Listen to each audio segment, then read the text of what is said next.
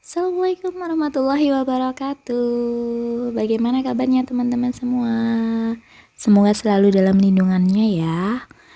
Oke, kita masuk di tema 2, subtema 2, pembelajaran 4, 5, dan 6. Langsung kita menentukan informasi berdasarkan cerpen yang dibaca. Cerpen atau cerita pendek yaitu teks fiksi yang biasanya berisi satu tokoh utama yang menjadi pusat cerita dan panjang ceritanya yaitu kurang dari 10.000 kata. Nah, langkah-langkah untuk mencari informasi dalam cerpen yang pertama yaitu baca dengan seksama ya. Yang kedua, buatlah daftar pertanyaan. Yang ketiga, carilah jawaban dari pertanyaan yang dibuat. Yang terakhir yaitu rangkai jawaban dalam satu paragraf singkat. Nah, oke. Untuk selanjutnya yaitu hak, kewajiban, dan tanggung jawab sebagai warga masyarakat. Di pertemuan sebelumnya sudah ya. Agar hidup kita harmonis, kita harus menerapkan antara hak, kewajiban, dan tanggung jawab secara seimbang. Contoh dalam kegiatan musyawarah, kewajiban yaitu mengikuti tata tertib musyawarah. Tanggung jawabnya apa? Menghargai pendapat orang lain dan menerima hasil musyawarah dengan lapang dada, yaitu mengajukan pendapat dalam musyawarah. Pengaruh kegiatan ekonomi terhadap kesejahteraan masyarakat. Nah, kegiatan ekonomi adalah kegiatan saling menguntungkan untuk memenuhi kebutuhan. Kegiatan ekonomi yaitu meliputi produksi, menghasilkan barang, distribusi, menyalurkan hasil produksi ke konsumen. Yang ketiga yaitu konsumsi, kegiatan konsumsi menghasilkan atau mengurangi nilai guna barang dan jasa. Oke, orang yang melakukan produksi, produsen, distribusi, distributor, konsumsi, konsumen. Kegiatan ekonomi dilakukan untuk mencapai taraf hidup masyarakat yang sejahtera. Kesejahteraan masyarakat merupakan kondisi terpenuhi kebutuhan masyarakat sehingga dapat hidup layak dan mampu mengembangkan diri sehingga bisa melaksanakan fungsi sosialnya. Nah, kebutuhan masyarakat itu ada 3, kebutuhan material, spiritual, dan sosial. Nah, pertumbuhan ekonomi adalah perkembangan perekonomian yang meliputi produksi, distribusi, konsumsi dari suatu wilayah. Nah, perbedaan pertumbuhan ekonomi dapat meningkatkan kesejahteraan masyarakat yang berbeda-beda. Nah, jadi kalau pertumbuhan ekonomi berbeda, otomatis kesejahteraan masyarakat juga berbeda.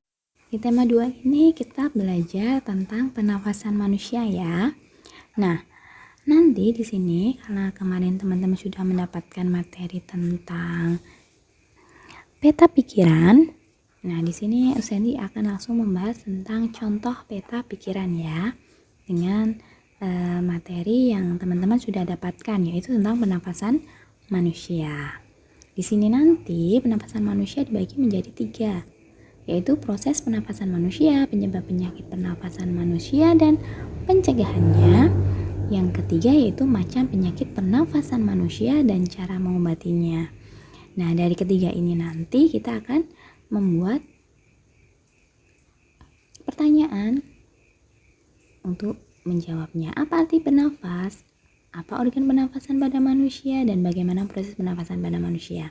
Nah, penyebab penyakit pernafasan manusia nanti ada apa sih penyebabnya, bagaimana mencegahnya. Nah, apa saja penyakit pernafasan dan bagaimana cara pengobatannya. Nah, di sini adalah contohnya dari peta pikiran. Nah, sekarang kita masuk di properti. Ya, itu ada gambar contohnya ya. Properti tari itu dapat mendukung tarian semakin indah dan menarik. Fungsinya properti yaitu membedakan jenis tarian sebagai aksesoris penari dan menyampaikan ide dan makna gerak tari ke penonton. Ya. Selanjutnya yaitu kita akan belajar tentang nilai penting dalam musyawarah. Nah, landasan dari suatu musyawarah yang pertama yaitu semangat gotong royong dan kekeluargaan. Yang kedua yaitu saling menghargai pendapat peserta lain. Nah, nilai-nilai penting yang harus kita terapkan untuk musyawarah yang pertama, kebersamaan, kebebasan berpendapat, menghargai orang lain, persamaan hak, berjiwa besar, menerima hasil musyawarah dengan lapang dada, dan tanggung jawab untuk melaksanakan hasil musyawarah. Ya, itu tadi adalah musyawarah. Sekarang kita masuk di peragaan tari. Tari, teman-teman tahu ya, ekspresi manusia yang diungkapkan melalui gerakan indah. Agar gerakan tari lebih indah, itu diperlukan unsur yang mendukungnya. Unsur-unsur pendukung tari yaitu yang pertama, gerak tari. Unsur pokok sebuah tarian ya, gerakan. Properti itu peralatan yang digunakan dalam tarian. Yang ketiga, musik pengiring, membantu gerakan tari agar teratur dan indah. Kostum itu pakaian yang digunakan dalam peragaan tari yang mendukung tema dan isi tari sehingga peran-peran tari lebih jelas. Dan ketiga yaitu tata panggung, itu menciptakan suasana terkait konsep tari. Oke, sekian dari Usendri, terima kasih. Tetap semangat belajarnya, ngajinya, tafidnya. Oke. Saya akhirul kalam. Wassalamualaikum warahmatullahi wabarakatuh.